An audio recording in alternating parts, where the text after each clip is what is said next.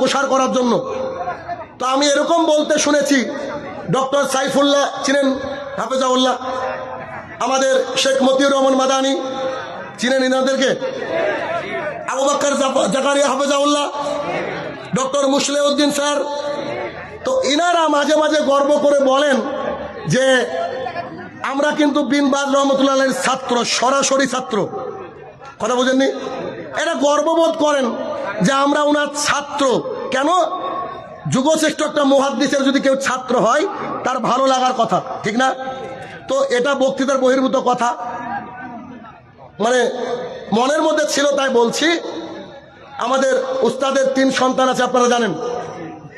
বড়টাকে সবাই চিনেন, আব্দুল্লাহ ভাই।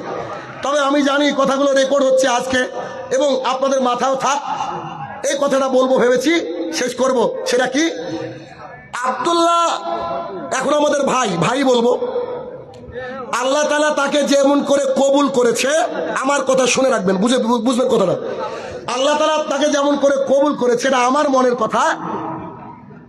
আপনাদের নাতি নাতনিরা যখন তাকে আলেম হিসেবে দেখবে, সেই সময় আপনি বলবেন, তোমরা কি জানো আব্দুল্লাহকে সরাসরি দেখে, সরাসরি হ্যান্ডশেক করে তার সামনে বক্তৃতা শুনেছি।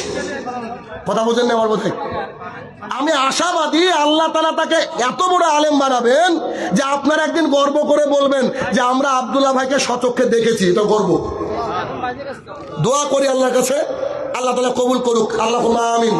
কেননা বাংলার জমিনে তার বক্তের মতো নতুনত্ব বক্তৃতা আমি কারোর পাই না, আমার প্রিয় উস্তাদজিরও পাই না। ওয়াল্লাহি একেবারে ভেতরকে মানে নিংড়ে বের করে দিয়ে কি যে তথ্য। শেষ কথা এটা বলি, যখন আমাদের বাংলাদেশ ভারতের ইতিহাস বলছিল, তা আমার মনে হয় তিনি আরবি নিয়ে পড়েননি, ইতিহাসের উপরে অনার্স করেছেন। সুবহানাল্লাহি বিহামদিহি। হে আমার প্রতিপালক, আমরা যেন আল্লাহর জমিনে আল্লাহর দিনকে, তোমার দিনকে প্রতিষ্ঠা করতে পারি, আল্লাহ তুমি সেই তৌফিক আদা করো, আল্লাহুম্মা আমিন। হে আমার প্রতিপালক, কবরের তলে যারা শায়িত জানি না কি হালে রয়েছে, তারা যদি ক্ষমার যোগ্য হয়, আল্লাহ তুমি তাকে ক্ষমা দান করো, আল্লাহুম্মা আমিন। হে আমার প্রতিপালক, এই বেড়া এমন একটা অঞ্চল, এটা অনেকটা শিরকের উর্বর ভূমি, এখানে তাওহীদের বীজ বপন করার তৌফিক আদা করো, আল্লাহুম্মা আমিন।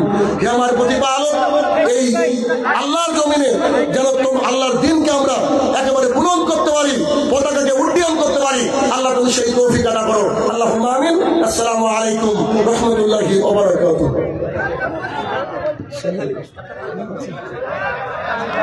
মাশাআল্লাহ, আলহামদুলিল্লাহ। সম্মানিত উপস্থিতি, আপনারা কথা বন্ধ করুন। আপনারা এতক্ষণ যে আলোচনাগুলি শুনলেন, আমার তো মনে হয় না এই আলোচনা শোনার পরেও যে আপনারা বিশৃঙ্খলা করবেন, এটা মুসলিমদের বৈশিষ্ট্যের মধ্যে পড়ে না। আপনারা যে আলোচনা শুনলেন, আলহামদুলিল্লাহ, অনেক স্পর্শকাতর আলোচনা হয়েছে। এই আলোচনাতেও যদি আমরা নিজেদেরকে পরিবর্তন করতে না পারি, আপনি এটা মেনে নেবেন যে এর চাইতে বিকল্প কোনো মেডিসিন নেই যেটা দিয়ে আপনাকে পরিবর্তন করা যাবে। জি, আপনাদের একটি সুসংবাদ দিচ্ছি, আমাদের অত্র মাদ্রাসার একজন ছাত্র এবছর পবিত্র কোরআনুল কারীমের হাফেজ হয়েছেন। তো সেই ছেলেকে পাঠি পড়িয়ে দিচ্ছেন আমাদের আজকের এই মাহফিলের সম্মানিত প্রধান আলোচক উস্তাদ আব্দুর রাজ্জাক বিন ইউসুফ হাফিজাহুল্লাহ ওয়া রাআহ।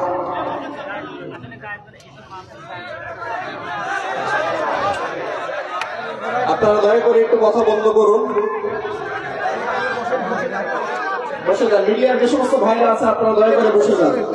আমাদের শ্রোতা মন্ডলী যারা আছে, এনাদেরকে দেখার সুযোগ করে দিন। মিডিয়ার লোকগুলো বসে যান।